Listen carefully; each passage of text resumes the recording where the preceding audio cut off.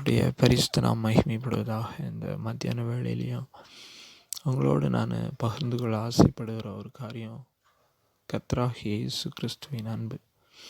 கர்த்தராகிய இயேசு கிறிஸ்துவின் அன்பு சபையின் மேலே எப்படியாக ஆழமாக இருக்கிறது என்பதை நான் பகிர்ந்து எடுத்து சொல்ல ஆசைப்படுகிறேன்.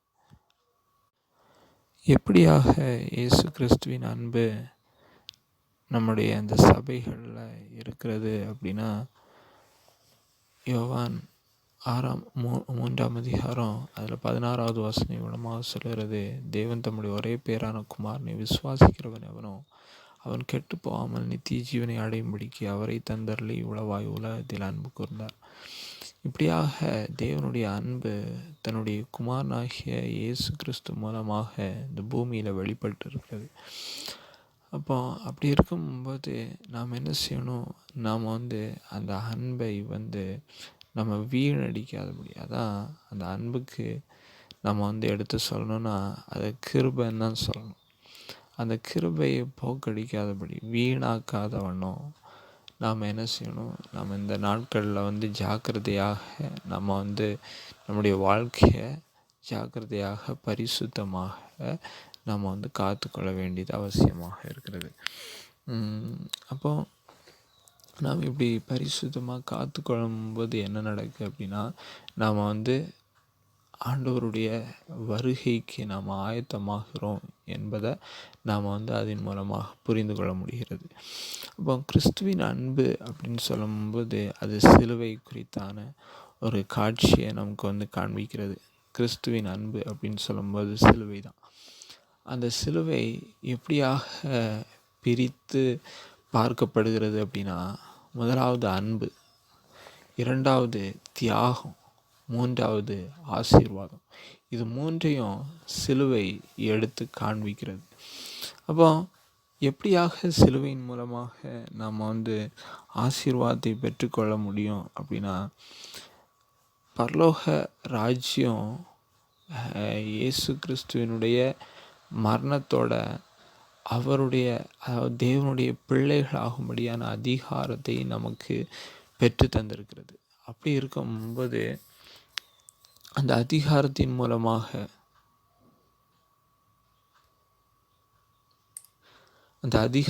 மூலமாக நாம் என்ன அடைகிறோம்?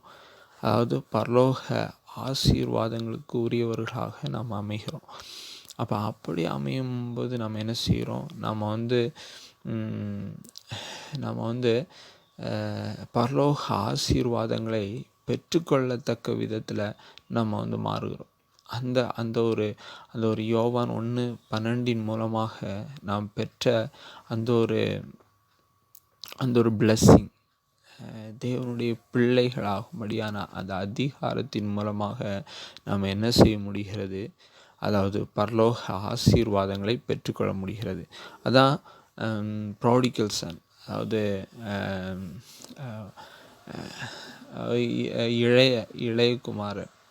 இளைய குமாரனுடைய காரியத்தை நம்ம சிந்திக்கும்போது அந்த இடத்துல நம்ம பார்க்குறோம். நம்ம என்ன பார்க்குறோம் அப்படின்னா, அவன் ஆஸ்திகளை தன்னுடைய தகப்பன்கிட்ட வாங்கிட்டு அவன் துன்மார்க்கமாக வாழ ஓடி போயிடுவான்.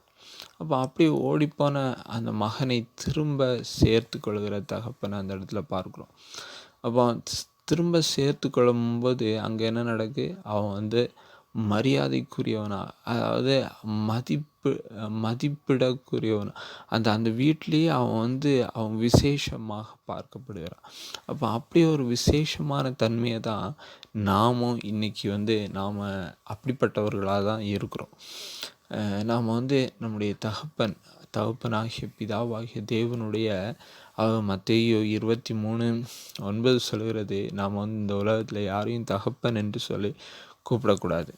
அப்போ நமக்கு தகப்பன் யார்? பிதாவாகிய தேவன். அதான் இயேசு கிறிஸ்து மூலமாக இந்த உலகத்தில் நமக்கு காண்பித்த ஒரு காரியம். அதான் நமக்கு என்ன காண்பித்திருக்கிறார் அப்படின்னா, பிதாவே அப்படின்னு சொல்லுகிற கூப்பிடுகிற ஒரு தன்மை. பிதாவே என்று சொல்லி கூப்பிடுகிற ஒரு தன்மையை வந்து நமக்கு வந்து வைத்திருக்கிறார். அப்போ பிதாவே அப்படின்னு சொல்லி கூப்பிடும்போது என்ன ஆகுது, அந்த இடத்துல உரிமை உரிமை நமக்கு வந்து உரிமையை வந்து நம்ம வந்து பெற்றுக்கொள்கிறோம். அந்த உரிமை மூலமாக பரலோக ஆசீர்வாதத்தை நம்ம வந்து பரலோக ஆசீர்வாதத்தில் பங்கு பெறுகிறவர்களாக நம்ம காணப்படுகிறோம். அது மட்டும் இல்லை, நம்ம வந்து வேதவசனத்தில் சொல்லப்படுகிறது, ஆபிரகாமின் சுதந்திரத்திற்கு பங்குள்ளவர்களாக பாத்திரவான்களாக நம்ம வந்து காணப்படுகிறோம்.